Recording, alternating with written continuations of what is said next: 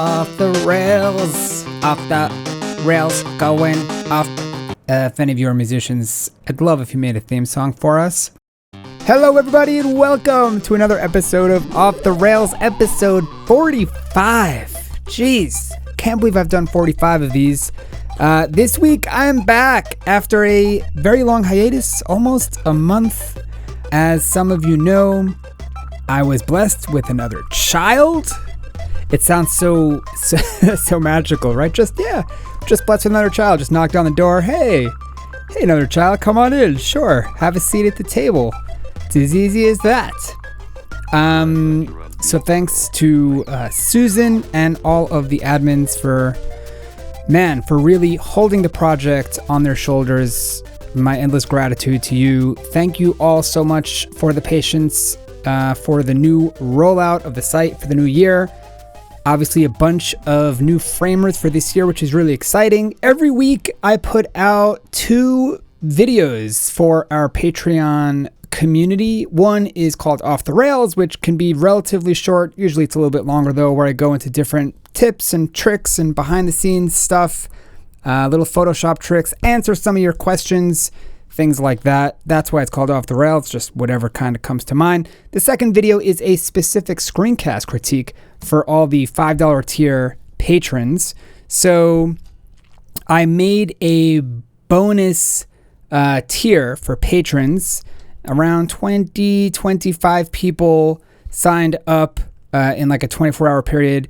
And those people, I go over their photos every week. So a screencast critique is on 20 bonus tier patrons, and I give a critique each week on their photo. What I've been doing of late is I've also been including some of the regular, quote unquote, regular $5 tier patrons to throw that into the screencast critique as well. But regardless, each week, the $5 level and up get access to view this screencast recording. This week, I'm going to kind of combine all kinds of things in honor of me coming back, in honor of the new year. I want to launch this right, but it will be long. I'm going to do a screencast critique, rapid fire, as quick as I can, let's say, on all the $5 tier patrons, both from this week, week 2 leading lines, and from last week, week 1 self-portrait. For some of these, I go more in depth and I'll try and edit your photo, even if it's a JPEG, and make some corrections to it in post-processing on my computer. I think for this week, because we have 99 photos, 20 photos or 25 photos usually takes me around 40 minutes, between 40 minutes to an hour. So 99 photos, I can't take 2 hours to do this. So I'm going to try and do what's called a rapid fire. Some photos I'll just go over just a couple seconds. Others, if I think it deserves some educational merit, I'll go into it a little bit deeper. But without further ado, let me dive in. Let me just say also, obviously, if you're watching this and not a patron, this week for this video, I'll just make this accessible for everyone to watch, just so you can get an idea, maybe learn some things. So, it's good to be back. It's been a bit crazy in Yosef Ades land, the Ades family. It's been crazy. You can go check out my self-portrait photo in the album for that caption of the timeline. That's been the craziness of last month. So it's good to be back, and I'll do my best. So what I've did, it only took me like 2 hours to do this. I haven't looked at any of these photos specifically for this screencast, so I am seeing these for the first time, but I did a whole lot of prep to basically get each framer's self-portrait followed by their leading lines. So for example, this guy Laurent, we have his self-portrait followed by his leading line submission, and it goes on from there. So it's kind of cool that we're able to see the photographer and see the photo, which is, I think, very unique. Obviously, we could see this on their profile page as well, but it's nice to see these in a row. And also, we can kind of sometimes see the styling. We can critique almost an overall style if that comes up. So we'll start with Jude. Very nice self-portrait. I like how you just show us what you want us to see. I do feel like this is perhaps a mobile phone. It's a little bit gritty. Like the quality is a little bit crunchy. I can't see the EXIF, unfortunately, unless I went into the album to look at it. So for these purposes, I can't so much critique on your settings, which is what I usually do.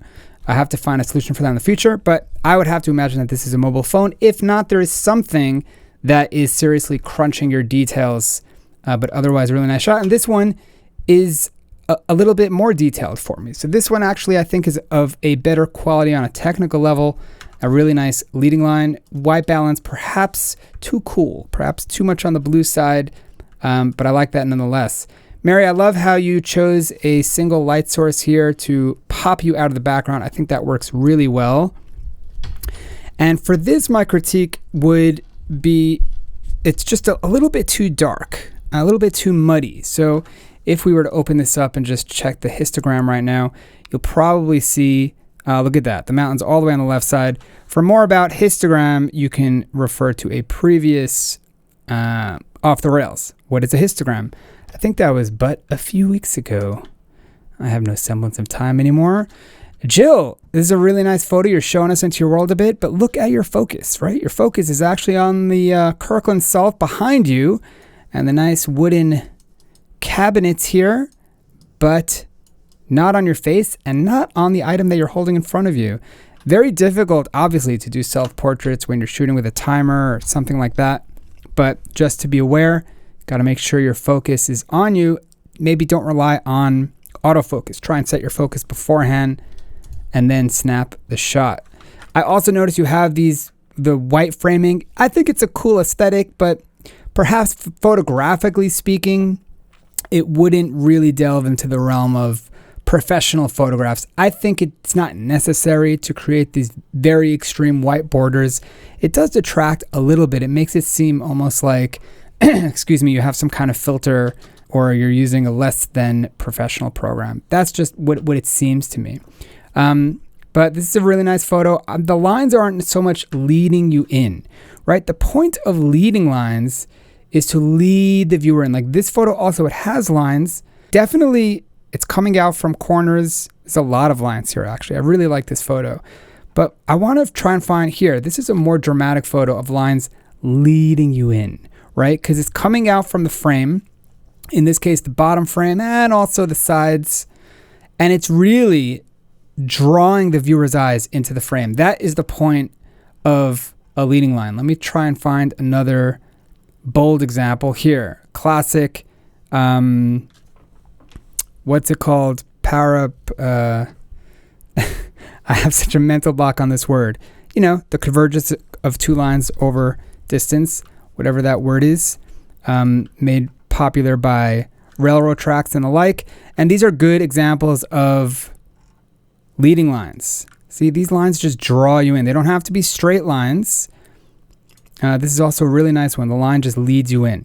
So I'm going to kind of repeat this critique when it comes up, just for the sake of leading lines education, because there does exist lines in this frame, but they don't lead the viewer into the main subject. Okay, Laurent, I really love this self-portrait. I like that you chose a shallow aperture so that your background is really nicely blurred, nicely in focus. Also, the lighting is spot on. And like I mentioned, I really do like this photo. It's not an extreme example of a leading line, but it definitely is a leading line and a cool photo to boot. James, you are due a screencast critique. So I just wanted to know if you were okay with being in the pool of critiques, or I can give you a personal one. Check your messages. Really nice self-portrait.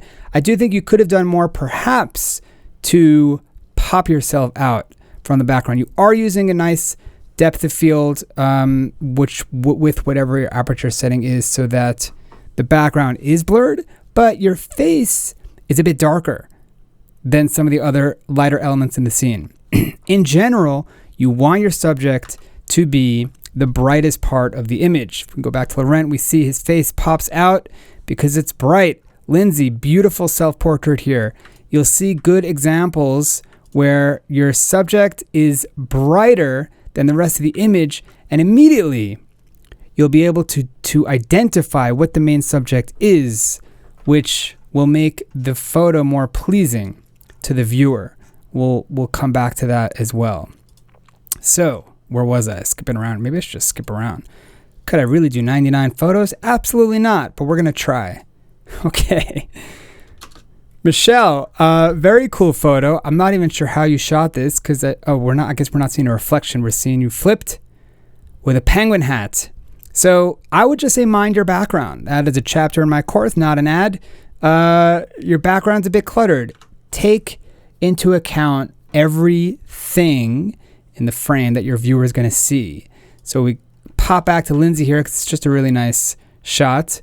We see actually in a bunch of these that I just pulled up, these lovely ladies minded, that's a British way of saying they paid attention to their background. There's no clutter in the background, right?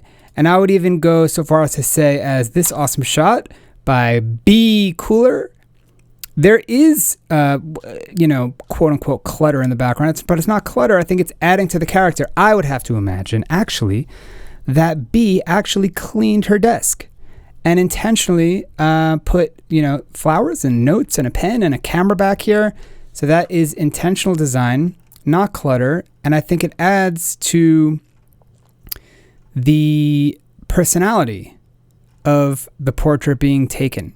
So either clear the clutter and just have a completely flat background, not necessarily dark, but have a background that is not distracting, or you can just insert elements that you think will add to the story. In this case, I do feel like you just happen to be in a room. There happens to be some stuff behind you. I don't feel like it's adding to the story and perhaps can be distracting to the viewer. Here is your leading lines, which actually is a much better composed shot where there's no distraction at all. This is beautifully shot and placed, where we're just seeing the main subject and we're not seeing anything else. Hi, Lee. Also, another crystal ball. That's so crazy. You guys neighbors? Oh, wow. There's a dog in it. What kind of wizardry is going on here? So it does look like perhaps you have a photo on top of a photo. Excuse me. Which is interesting. My biggest critique here is your face is a bit out of focus. So I guess you wanted the dog to be in focus, but the dog is more in focus than your hands. So that doesn't really make sense, and it makes it apparent that this is a photo overlay done in post, which is fine, but you do want to match the focus plane. So if your hands were in focus, that would sell this idea a little bit more. Really nice leading lines here. I love how your subjects are placed in the top right here, and these lines I do think draw you in. Really nice contrast with the black and white processing as well.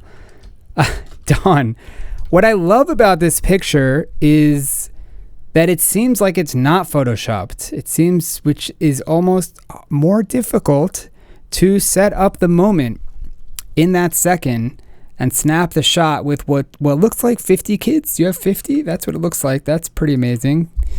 You deserve a medal for that. I would say this one is also a little bit dark, but I do love the depth of field here.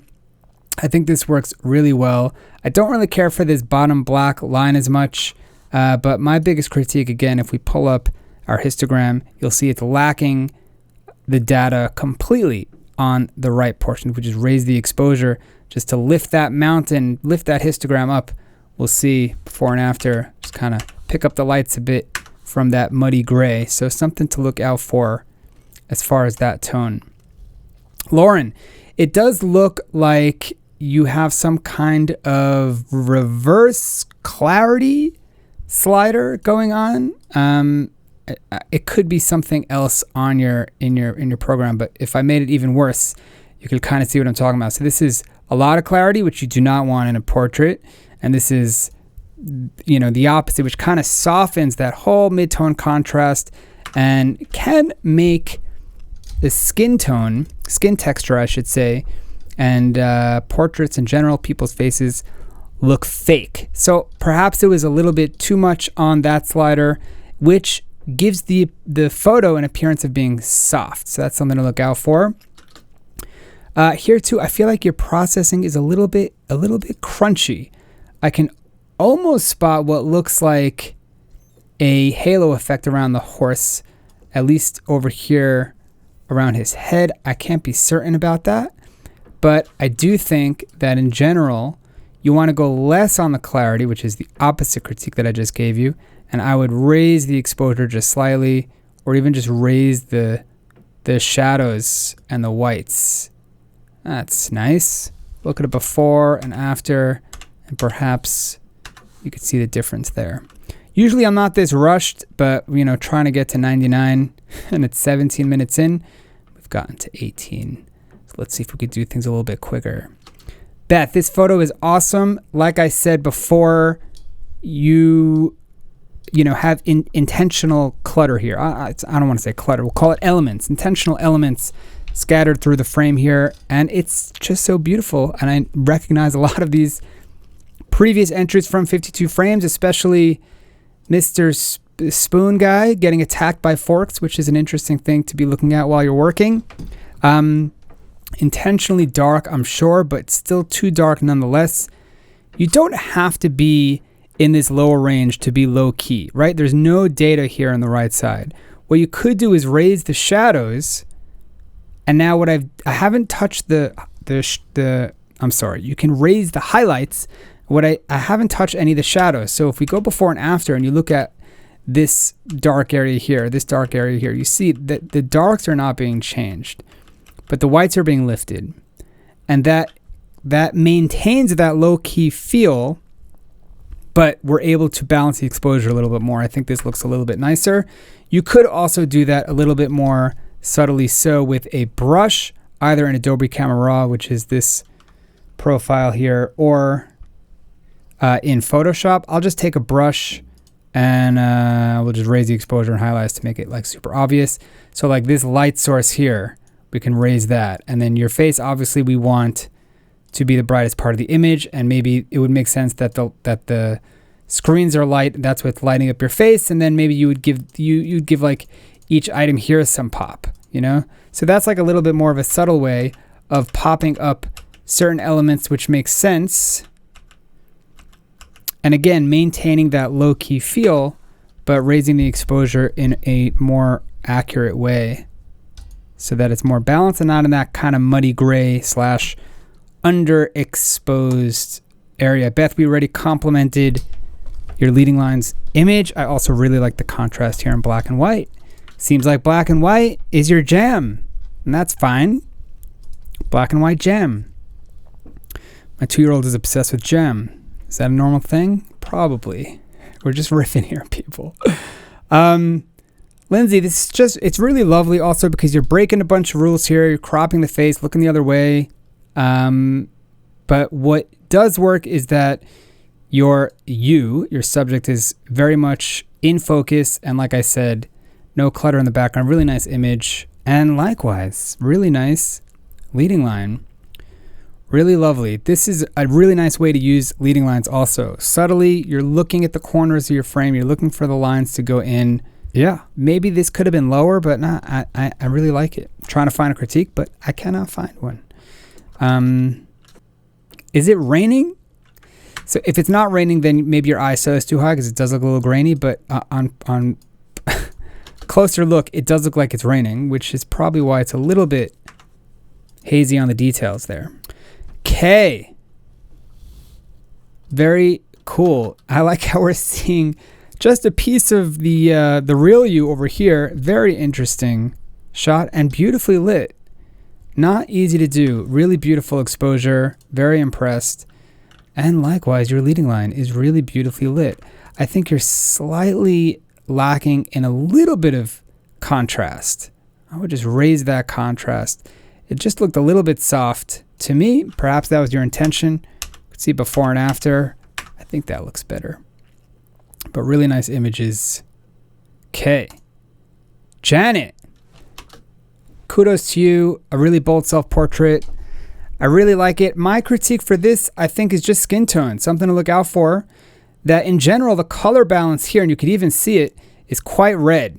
So a trick to getting rid of some reds is we'll go to our hue slider and we'll just bring if we bring the reds all the way to the right, then we're bringing it more towards the yellow. So it doesn't need that much, but even just this, I mean, more of an orange is, I think, more of a natural skin tone. And I would just maybe lower the saturation of the reds as well. I mean, this just that tiny little adjustment, although it does very much affect the colors of your tattoos here, which is not necessarily my intention, but I do think the skin tone is more accurate. You could go and get more intricate in Photoshop and bring out the specific colors of the tattoos. That would look cool.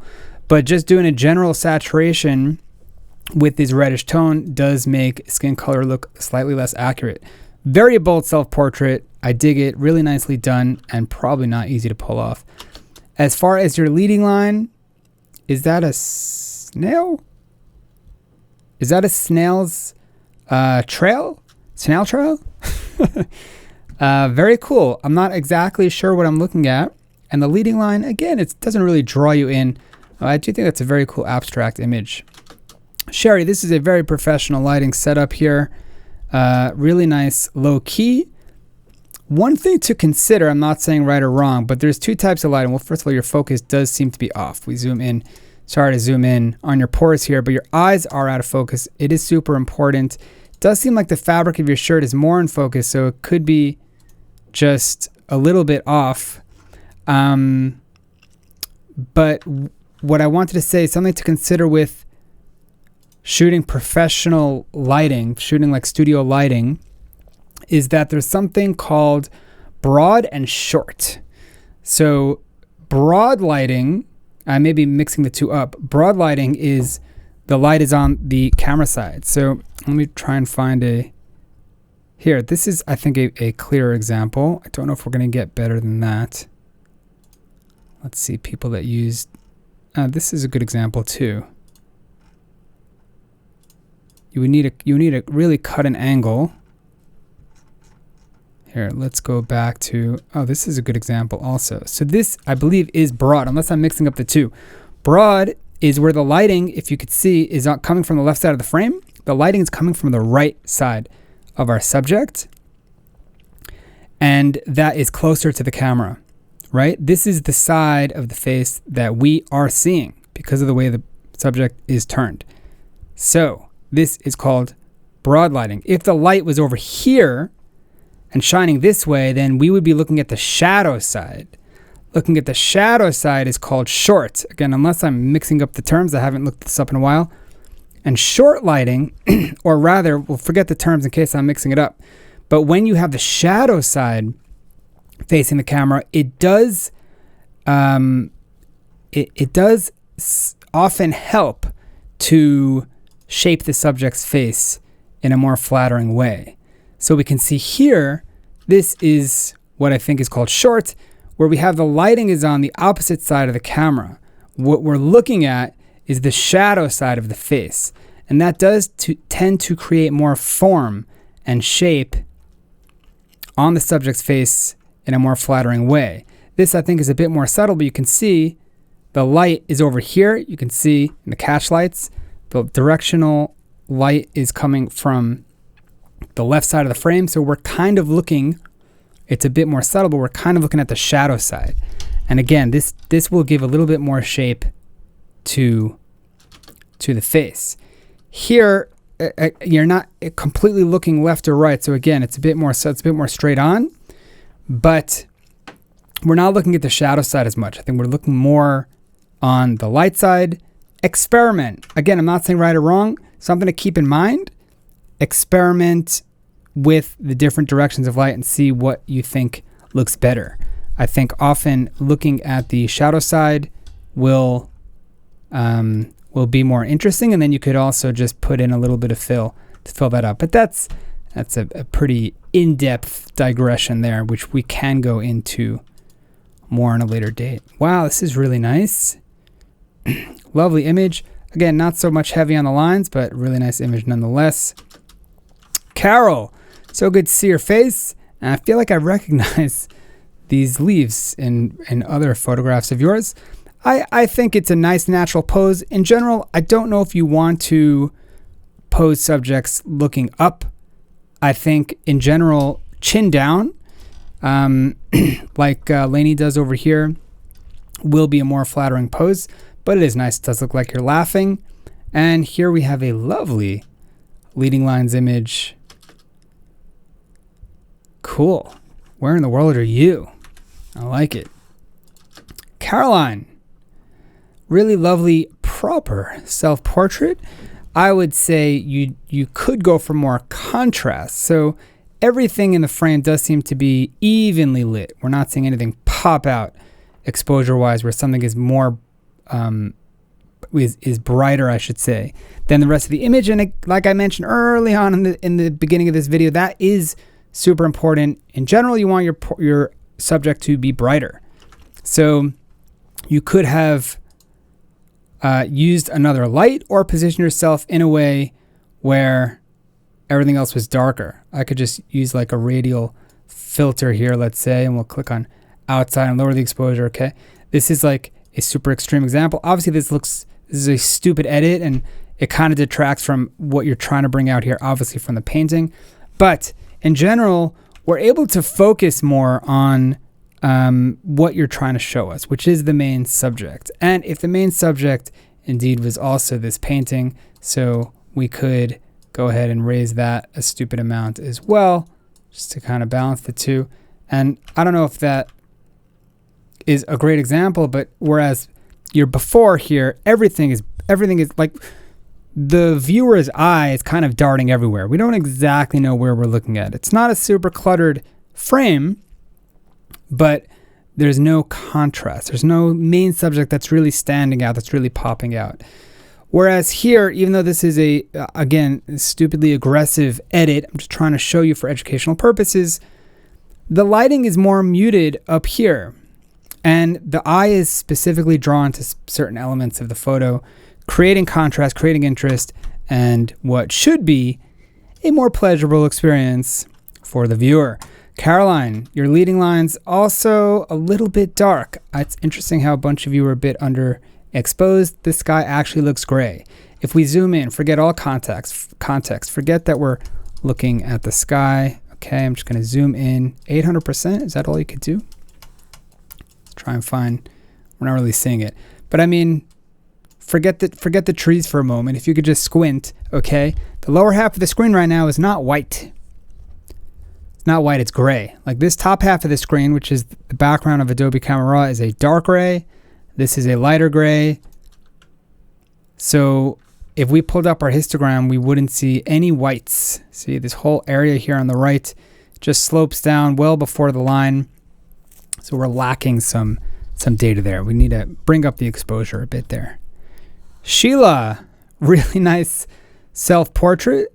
I do think the shadow works for you. I do think that was intentional.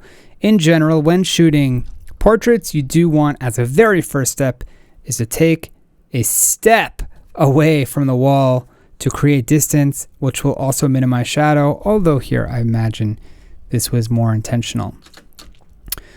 Cool bowling shot. I would have to say that not a missed opportunity, but perhaps a better angle would have been to go right in front of the lane where, you know, that spot where you would be releasing the ball and getting low, and you would have some beautiful leading lines.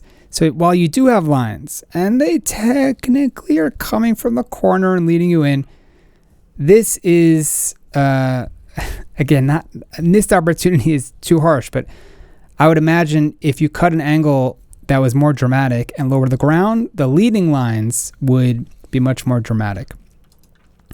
Lainey, this is a really high-end, really, really lovely, polished shot using, if we can, sorry to zoom in on your eyeballs, but it looks like some Octabox flash setup, which is really nice. I think it's really nicely lit, quite gritty in processing, and I think that was your intention. Very, very sharp and in focus. Really nice background of not having anything that's really cluttering up the frame. And your eyes are well lit and in focus. Really, really impressive. The leading line, I think, is flawless in technical nature, but like the others, I wouldn't say the lines are necessarily leading you in. If anything, these lines are actually leading you out, because you would be coming in from this corner or perhaps this corner, and then it takes you right out the other way. Not a bad thing, and I think this works compositionally, but as far as using lines to lead you in, this would be a better example of leading you straight in. This is a really nice angle that you've cut here. Be cooler. Be cooler. Be cooler sounds like you're striving to be cooler. I think you're cool enough. I'm going to change your name to just cool enough. You can't be much cooler than that. And like I mentioned, I really dig this self-portrait because, oh, and look, it's you again on your computer. How meta.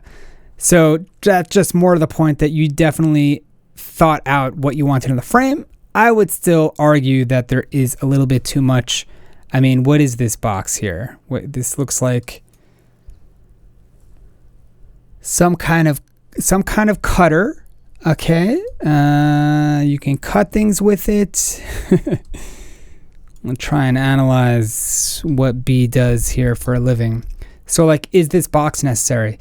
It's funny, like, for me, for my brain, and I wonder if you guys can resonate, when I walk into somebody's house for the first time, and, like, I walk into their kitchen, right? And inevitably, they have these cabinets in their kitchen. Where was that kitchen shot? Maybe we can go back to that for a moment. On the top of the cabinets, often you have some space between the top of the cabinet and... Here's a kitchen. No, these cabinets go straight up to the ceiling. Okay. Where was our other kitchen shot? Here, these cabinets also go up to the ceiling. So there's kitchens in my area where it just ends here, and then there's some space between that and the top of the ceiling. And people have like boxes. They'll have like probably kitchen related, but you know, their microwave box, or you know, boxes that maybe have things in it. And it just kind of blends into their urban landscape of what is their kitchen. But me coming in with fresh eyes, I'm always like, why don't you throw away those boxes? Okay, I'm not being condescending, because I do the same thing. If I were to walk into my own house, then I would notice those kinds of things as well. But I get used to it also. So just maybe a little life lesson also is just, you know, think about what's in the frame. Like, what a person walking into a room, what are they going to see? And if you have a box there from a vacuum cleaner that you bought in 1987 that you may return, if it loses its suck, then you know, you may not need that box there. And the same applies for a frame. So I would even say desking up, you nailed it. Desking down, I think the bag is cool, could be photography related. This box could go, you know, you really want to think of what is in your frame end to end. So Duncan, I do like that you do not have any clutter in your backdrop, similar to some other self-portraits that we just looked at. I think it's a really good lesson to have, even if it's not a portrait shot. It does seem a little bit blurred, maybe a tack off focus. So you may have been wise to, that's not the right phrase. You may have been better off manually focusing, getting that focus first, and then shooting. Really nice leading line. I do feel like, are we making progress? Okay, we're like 40 in, which means we have 60 to go. All right, I think we could do this. Well, we're going to pick up the pace. You know what I mean? Duncan, I really like this kind of classical leading line. I also think it's a tad underexposed. Shell, really lovely self-portrait. It's interesting looking at your leading line here. This is just a beautiful shot, as you usually do, somewhere in just magical parts of the world. And here, although it's still a lovely shot, and it's interesting, I wonder if your shutter was longer and you somehow stayed still. I wish I could see your exif quickly. Maybe I'll look at the album after to see that. But I do feel like there's a difference in composition. This almost looks, dare I say, more of an amateur level framing. I feel confident that I could say that because it am giving you praise here. Clearly not an amateur. This is a very professional level of framing. I just want to point that out because I do feel like, myself included, when we're pressed up against a wall, even if we're good photographers, we tend to, take our self-portrait and we kind of overthink it, and then we just kind of grab it. But I mean, if you had, and this looks like a similar surrounding, like if you had positioned yourself here as a self-portrait, even if you were by the waterfall, even if it, wasn't a typical portrait, I think that would go a longer way in terms of professional look than the shot that you grab. So I think self-portrait is not to be just, try and grab it and move on, but you can really use it. I mean, you have a willing model, you have a willing subject, and maybe not so willing, that you can try different things and experiment. And I think you guys can fear less and experiment more. That's what I want to say. But Shell, this is a really beautiful image, as usual, from you. I really like it, and I don't know if the fallen log here that we see under the water was your intention for a leading line, but I would say actually that this from the bottom left corner coming out is more of what I would determine to be a leading line, even though it is a bit subtle. Patty, nice to see some of you. I do think that this perhaps was shot with a phone or perhaps even on-camera flash, because we're seeing these circles in your eyes. The lighting is a bit harsh and your focus is a bit off. I think you would have done well stepping away from the wall and perhaps manually focusing beforehand. Here too, it does look like your gear may be holding you back. The subject here, the frame here, I should say, is a bit out of focus also. So I don't know if you're shooting with a mobile phone, but focus does seem to be an issue. So I would keep that in mind shooting in the future. Sandra, how you doing? This is a really cool environmental portrait, I would say. A little bit on the blue side, and maybe that's just because I'm looking at your next photo subconsciously. But I think this is really nicely done. And this is just a beautiful scene right here. I think this is also a really nice example of a leading line where we're just kind of getting let in. Karen, you liked your self-portrait so much you did it twice.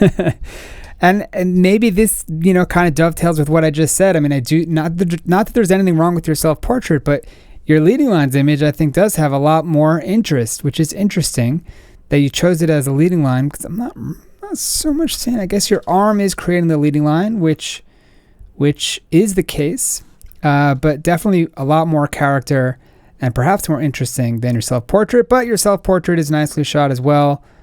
A little bit soft. Maybe you guys are just kind of softening up your photos because you think that will hide some perceived blemishes. But man, look how beautiful Lainey looks over here. Just, go for detail, and maybe that's more of a psychological critique, but I just think it looks much more realistic, natural, and beautiful. So I think this one is less so on the processing. I think that you just have a really nice, I kind of want this to be your self-portrait, but really nice on both fronts. Kasemi, this is a really interesting take. I saw a couple of people were like, oh, I'm too nervous, or I don't want to submit because I don't like the way I look. You don't really have to show yourself in a self-portrait. I mean, you could be clever. We see a lot of examples here where you're definitely ticking off a self-portrait, but we're not seeing you, right? Not necessarily a bad thing, but there's ways to do it in a creative way where you're not necessarily seen, but you can still show your personality. And I think this is really a beautiful way to do it. Very clever by creating a shallow depth of field and blurring out the foreground with your hands. Your eye is very much in focus. And I think in general, if you're going to hide aspects of your portrait, show us your eyes. That way we actually we can see your soul. as they say. This is a really lovely image. I don't know if, well, I guess the leading line is the arrow. Don't know if it's a classical leading line, but a really nice take nonetheless. Stephanie. See, again, there's a nice way of like hiding your face if that's how you felt, but, not hiding yourself. Very cool composition here. I would just raise your exposure a whole lot. Now it's going to break apart because this is a JPEG. So there's not so much. We can maybe lower the, that's not so bad. I had to lower the saturation because the colors were starting to break apart because I'm trying to expose in an extreme way an already compressed image in a JPEG. If this was raw, perhaps we would be able to see that, but you could see the before and after here. It's just entirely too dark. And here we're actually seeing, oh look at that. There's a dog there, and there's books, and there's a floor. Okay, moving on, Stephanie. So ideally, a leading line should be coming from a corner of the frame. It doesn't have to be coming from any edge of the frame, but here it's not really coming from any edge or a corner. I think it's a cool shot, but I wouldn't really classify that as a leading line. Corey, good to see ya. I think you look great here. In general, you may not want to shoot lower than your subject's face. When the camera is looking up, it isn't necessarily always so flattering. And when the camera is shooting down, maybe we could find a good example of that. Even here, the camera is shooting a bit down. Here, the camera is shooting down. So just slightly, just a subtle angle. It does tend to give a more flattering look than shooting up. Something to keep in mind. Really beautiful colors here. Very subtle leading line. I really like how you use this because the doors definitely lead you in to the frame, and it looks like you're in a really cool part of the world. Tammy, also really nice contrasty way, very creative way of shooting your self-portrait. I would almost say this is split lighting, where you have the light split on your subject's face, which I go into extensively in module number 1, lighting fundamentals in my course, Shooting 101, photography fundamental. I should do that. I should just have like a break. This is sponsored by, no, it's not an ad, but I do go into depth on lighting patterns and split lighting in particular in my course. So this would be a nice example to show for split. And leading lines, really nice, interesting take on that. Looking up. Not something you would think of as a leading line, but it definitely works. You look up. That works for buildings as well. And Carenza, if you are in fact shooting with your film camera here, which I think you are, because you're on your medium format pitch, then that's even more impressive. It's just a great shot. It looks like a painting. I like your smile here, and kudos to you for jumping in the world of film. Not an easy thing to do when you have 7 days to do everything.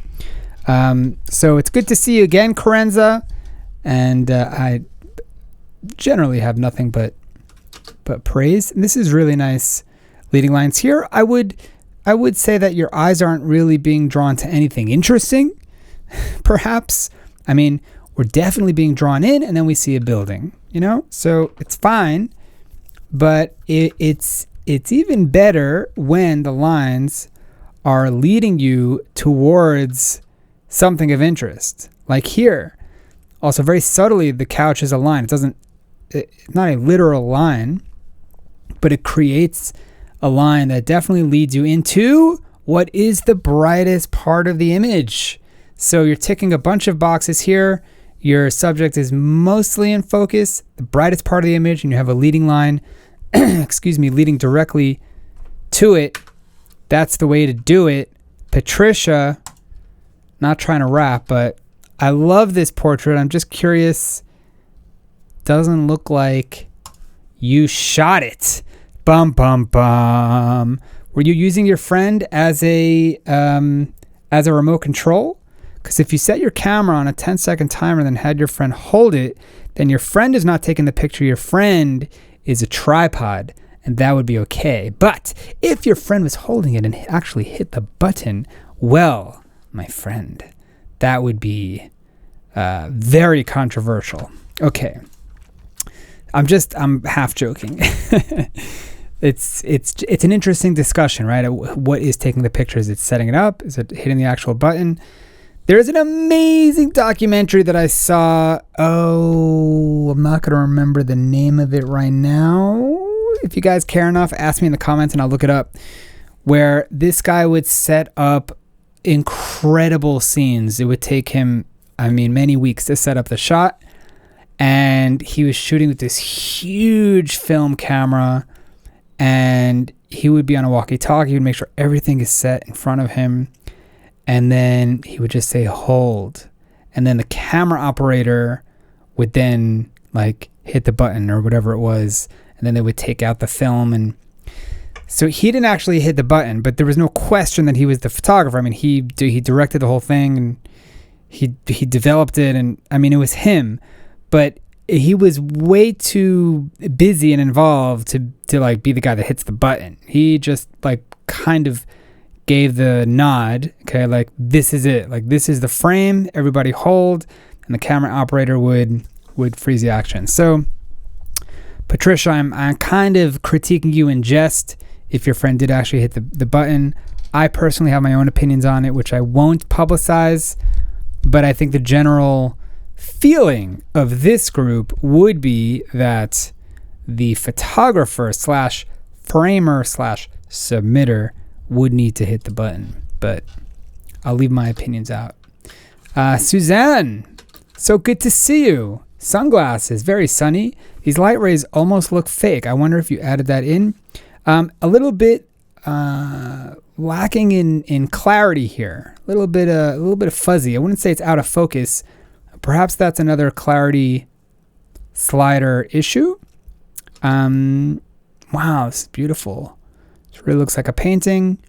Very subtle leading line. I would say either this ground, this edge is a good leading line. Oh, look, there's a person. Or perhaps it's the stream, this body of water itself that's creating a leading line from the right frame. So a bit subtle, but really, really nicely done. All right, let's see. We'll try and pick up the pace here.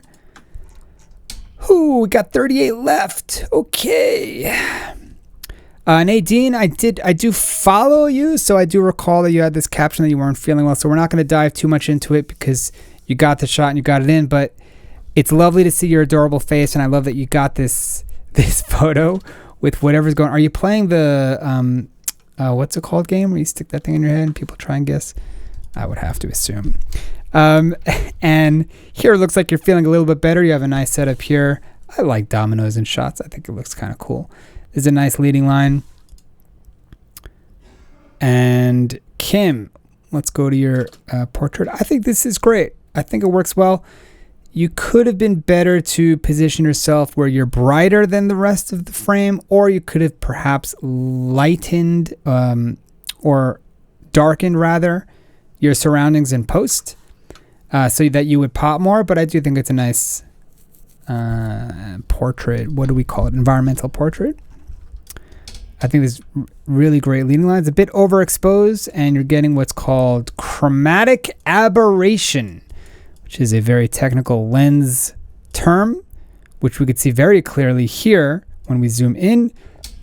And it basically means that there's either a purple or blue or pink aberration, which is a term for lens quality, specifically in high contrast areas.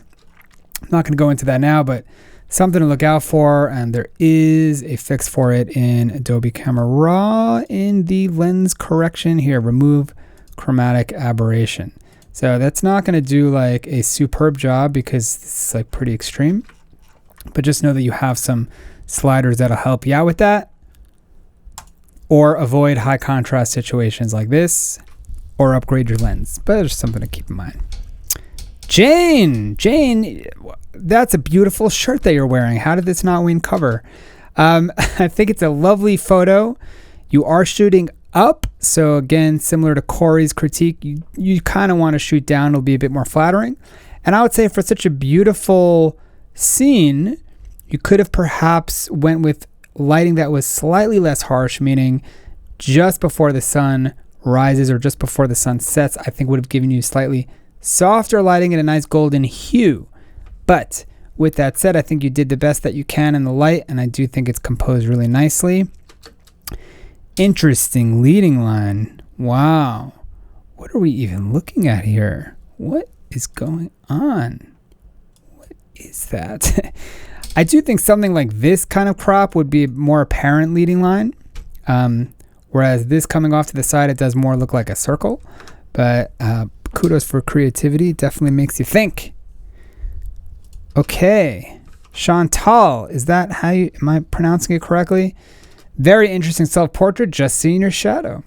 My critique is not that we don't see you, but it is a bit fuzzy, bit blurry. So your focus would want to be, you would want on the entire shadow. And in general, you're looking a bit red. If I can look at both of these together, maybe that's some of your processing. This does look very cool, but perhaps a bit too red. So if you're going for a little bit more color accurate, again, we can go to our hue saturation and lower the red saturation to something that looks a little bit more accurate. That looks a bit more realistic. Okay, moving on. Jim, very interesting fuzzy portrait here. Obviously it was intentional, but I think a bit too much. I mean, again, I'm not so much critiquing the creativeness, because when you have intention, I'm not the person to critique at all. Sorry, I just hit my microphone stand. If this was your intent, then you can't be wrong per se. We'll leave it out there, just not to get too much into the philosophy of it. But photographically speaking, on a technical level, it's very soft, right? So I could critique saying, I do appreciate your creative take on creating a very soft looking portrait. Perhaps that was what you were going for. On a technical level, though, it does seem to be lacking detail, right? We're lacking focus almost completely, even if intentionally so. And I personally would want to see more of you. Like here we have a ton of detail. Very cool leading line. Sarah, very sharp. I don't like that we're not seeing your torso at all. Your black shirt is just melting away into the background, which does create a floating head type of look. Something to keep in mind. If you're already using lighting, you could use an additional light or a fill light or a reflector to bounce some of that light onto your shirt as well, or wear a lighter shirt. And then you'll be a little bit less floaty heady. And you also want to have light in the eyes. That is a little portrait tip. For those of you that stayed this long, you finally get a proper nugget. As we can see here, Lainey really beautifully shot this. In general, you want to see catch lights in your subject's eyes. That gives their eyes life. That makes them look alive. And if you don't have any light in the eyes, which is often the case in like harsh lighting like this, or if you're squinting, or in this case where your eyes are in shadow, it does give the appearance of less lifelike or a bit lifeless. You don't see that spark in your eye. Something to keep in mind. Really beautiful leading line. I like the black and white contrast here. Kate, I really like this self-portrait. It caught my eye in the album. You look a bit angry, but that's fine. I think it's a good amount of attitude. I really like the black and white processing as well. And this is my kind of shot. It's just lovely. Really nice gritty detail.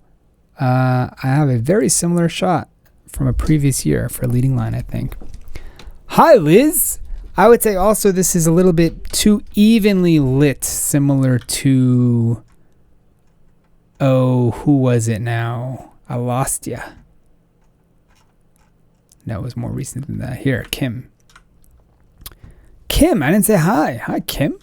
A little bit too evenly lit, so you could have placed yourself in a spot that you had more contrast, or you could have gone into the shadow and got softer light and perhaps had a reflector or a light to pop you out a little bit more. Just some ideas to create that contrast in lighting. Not an easy thing to do when you're shooting with a self-portrait, and this too is underexposed. I'm curious why so many of you underexposed this week, but this is definitely in the gray area.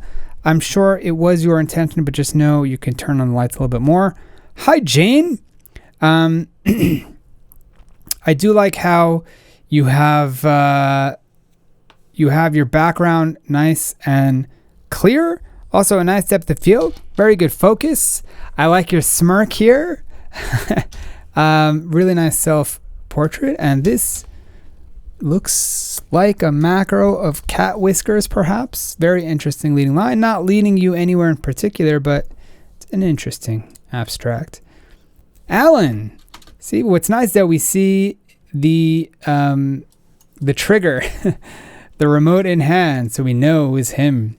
You can use a little bit more headspace above your head, a little bit more space between your head and the top of the frame. And as far as lighting, I think it's really nicely done. I think you have a nice processing in black and white. The lighting is a little bit harsh, so you can make your light source a little bit larger if possible for future shots. But this is a good example of, even though that you wore dark clothing, it doesn't blend completely into the background. So you have a lot of light on you. I would just give yourself a little bit more space next time. Now, this is an interesting shot. I do think it's strangely processed in the mountains. Specifically, the shadows are a bit bluish, and perhaps this is post-processing. It looks a little bit, not as accurate, not as realistic as probably what the colors looked like in real life. Again, I understand that's artistic value, but I feel the need to mention on a technical level. But I do really like it. I like the subtle leading line just in this corner, just draws you right in just enough. That could be all you need for a leading line. Just brings you in. And I think that's a really nice example. Diane, another really nice example of showing us what you want to show us. I do think your eyes are slightly not in focus. So again, it's hard to get in a self-portrait. But you're shooting with a shallow depth of field because we're seeing this nice blur in the background. But when you're doing that, you need to get your focus on point, as opposed to here where everything is in focus. Really nice shot. Deborah, what a clever idea. I love how you framed yourself and the tree behind you. Not an easy thing to do. I think that's a really clever idea. And here we have a nice leading line in nature. I think maybe your color balance a little bit too red, but besides that, looks nice. All right, home stretch here. I apologize for my voice going. I figured that would happen. I didn't mention, but this is in the order in which you joined 52 frames in reverse. So we have the newest people first, and now we're getting down to our oldest members, not in age, but in membership. So, Barb, really nice self-portrait here. I like this lighting setup. A bit too hot on the left side and the right side of your face. The lighting is a little bit too bright, so that could have been lowered just slightly. But another good example of split lighting. And this is just a beautiful leading line example. Really, really nicely done. Garnet. This is so interesting. And we saw a similar, I thought I saw a similar, maybe it was in the album. Very similar shot in the album. Very cleverly done. I like the black and white processing. Also a little bit hot on the skin where the sun is hitting. I think you could have lowered everything slightly, and then you would just have slightly darker shadows, which is okay. I think that would be a little bit more creative. And another great example of looking up. Very cool black and white processing. And this is a great example of leading lines, because that is definitely leading you in. Kind of like, it's like forceful. Like your eyes are just sucked into the frame. That is a great example of leading lines. Also, Danny, sorry to skip your self-portrait, but this is also just a really nice example of lines just really pulling you in, just really drawing you into the frame. Danny, this is one of our favorites this week. Just a bit Photoshop heavy for in the realm of top 3 honors, but you were definitely in discussion. Really, really cool shot. How'd you do it? Did you really break apart like that, or is that Photoshop? Really nicely done. Very ambitious. Really nice leading lines as well. Diane, it looks like you're trying to get out of the way of the picture. It doesn't look intentional that you're shooting half your face. Do we have any half faces here? We have to. Don't recall seeing it. But you do see people shooting half their face. This is less so, but I think a bit more intention. But perhaps if you were looking straight on, it almost looks like you were trying to get out of the way. But kudos for that nonetheless. And also really nice example of just really drawing you in with lines. Really nice lines. Nat, how you doing? The whittling committee was a big fan of your self-portrait shot here. Really nice side profile with the front light, very, very gritty lighting setup. I think this type of setup is also good for athletes and things of that nature. I do think it's a little bit too hot on the bright areas, so you could have lowered the exposure just slightly, but very, very clever. Really nice focus. Really nice shot. Speaking of really nice shots, man, I want to come visit you. You just seem to live in a remarkable place in the world. This is just absolutely stunning and cold. Really nice shot. The leading line is a bit too subtle. Like if you're already making tracks, if you had him come this way out of the frame and then turning around and walking away, I think those lines would perhaps lead you more. Maybe go back and redo that. But there's no lines really coming in from the frame. It's a bit more subtle, but a beautiful frame nonetheless. Allison, what a cool, wacky photo. So it looks like you're overlaid with a cat, and you're blue and the cat is red, which gives your brain this weird 3D glasses effect, which is definitely messing with me, and I don't know what I'm looking at. Well done for that. Well done for messing with my brain. And this is one of my favorites of the album. It almost looks like a face. I don't know how you did this. I want to see the behind the scenes. This is really cool. Beautiful lighting. Really nice setup. Very interesting take. And last but certainly not least, Susan, a lovely self-portrait. I really like how you have this neutral blue background, which I think allows the somewhat complementary colors of skin tone to shine here. A little bit hot on the exposure. I do love that you're kind of looking up. It really looks like a natural smile. The focus is a tad off as well. I don't know if that's a product of some clarity softening, but a really nice warm frame and warm smile to look at. And this is a really nice leading line image as well. I'm seeing the treats on the floor. You could have perhaps done this a little bit more dramatically by tilting your camera to the left so that our little doggy subject here would be in the top right portion of the frame, and then the line of this wall could have been angled more. That led you more into your subject of the dog. Because right now, the whole right side of your frame is slightly imbalanced and not really telling us the story. Like, why do we see this door? What is this whole right side of the frame doing? I feel like the story is here on the left side of the frame. So if you tilted the camera, or if you rotated rather, your view to the left, that perhaps would have included more of the story from end to end in the frame. Okay. That was 99 photos. If you guys are still there, then kudos to you. You should win a prize. I'm totally losing my voice. But yeah, I just kind of wanted to hop in with a bang. Ordinarily, I go a little bit more in depth into each photo, so it's not as rapid fire, and usually I cover between 20 and 30 photos. Again, taken from those $5 tier patron bonus tier levels. But this screencast is available every week to all $5 tier patrons if you are interested. And I'm just going to double up this week and make this an off the rails episode as well, because this is entirely too much recording for me to do in 1 week. But every week I create, like I mentioned, an off the rails episode that is a bit shorter in nature, talking about tips, tuts, behind the scenes news, things like that are available to all patrons at all levels for all time, meaning you can watch episodes from the past. All right. Thank you to everybody who is participating in the project, who's just signed up, who's helped out newbies, who's patient with the site, who contribute patron, who help with the project. It goes on and on and on. I have just been in an absolute whirlwind of life in recent times, thankfully.